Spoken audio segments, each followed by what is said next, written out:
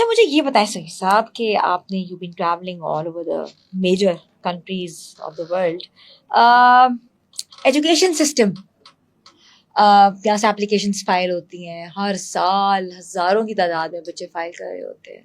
US के लिए कर रहे होते हैं, यूके के लिए कर रहे होते हैं, ऑस्ट्रेलिया के लिए कर रहे होते हैं, इवन यूरोप वाली साइड के लिए भी कर रहे होते हैं। वहाँ थोड़ा language barrier because they want कि आप आ जाएं तो फिर सीख के इधर वर्क शुरू कर लें। यूएसए के लिए एक यूनिवर्सिटी के लिए कितने पैसे दरकार होते हैं? अच्छा, यूएसए के बारे में जो दो अमूमन ओपिनियन हैं, फर्स्ट ये कि अक्सर स्टूडेंट्स ये समझते हैं कि एक्सपेंसिव है education, the first wrong thing. Second thing, visa के बारे में बात करते हैं कि वीज़ा कम लगते हैं या नहीं लग सकते। लास्ट ईयर पाकिस्तान से, just from Pakistan, 13,000 students America गए हैं। डिपार्टमेंट ऑफ स्टेट के जो स्टैट्स हैं उनके मुताबिक आउट ऑफ 1.1 मिलियन पाकिस्तान तकरीबन 9th या 10th नंबर पे था, जैसे हाईएस्ट इनटेक हुआ है स्टूडेंट्स का। First thing. सेकंड थिंग, ये लैंग्वेज रिक्वायरमेंट्स में काफ़ी फ्लेक्सिबिलिटी है। Programs like ITEP, ITEP, Duolingo.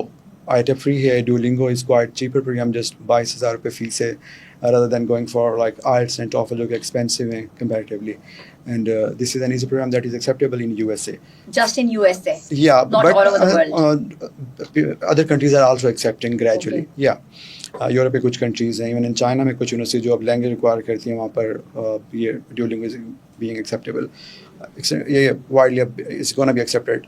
सो सेकंड थिंग ये कि यूएस में बड़ा इंटरेस्टिंग सिस्टम है। If we talk about like scholarship, अगर हम पीएचडी की बात करें तो वहाँ पे देयर आर बोथ ऑप्शंस कि आप डायरेक्टली सुपरवाइज़र से कॉन्सेंट लेकर अप्लाई कर सकते हैं और even without getting a consent directly application file कर सकते हैं। अगर हम मास्टर लेवल पे बात करें, so there are a lot of universities जो फ़ी वेवर और मैक्सिमम स्कॉलरशिप ऑफर करती हैं। वहाँ पर आपको ऑन कैंपस वर्क अलाउड होता है, even for undergraduates as well. So आपको ऑन कैंपस फर्स्ट ईयर जो वर्क अलाउड होता है, समर में फुल टाइम वर्क अलाउड होते हैं।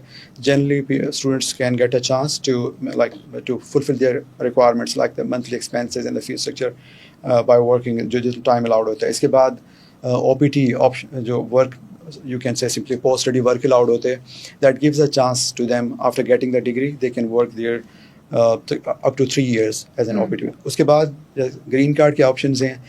there are a lot other visas, O1 visa, L1A, L1B, H1B, J1, NRW, EB2, EB1, EB5, E2, E1. there are a lot of other visas जो उनको eligible कर देंगे कि वहाँ पे वो स्टे कर सकें, एक्सटेंड कर सकें, ग्रीन कार्ड ले सकें, अपनी फैमिलीज़ को बुला सकें।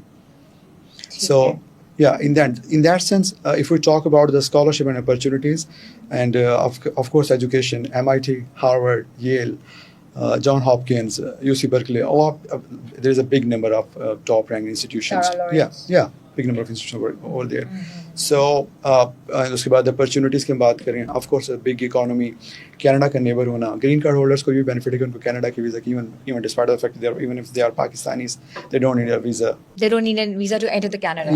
या अच्छा, ग्रीन कार्ड होल्डर्स को कनाडा की वीजे की जरूरत जी नहीं है। As per Canadian policies.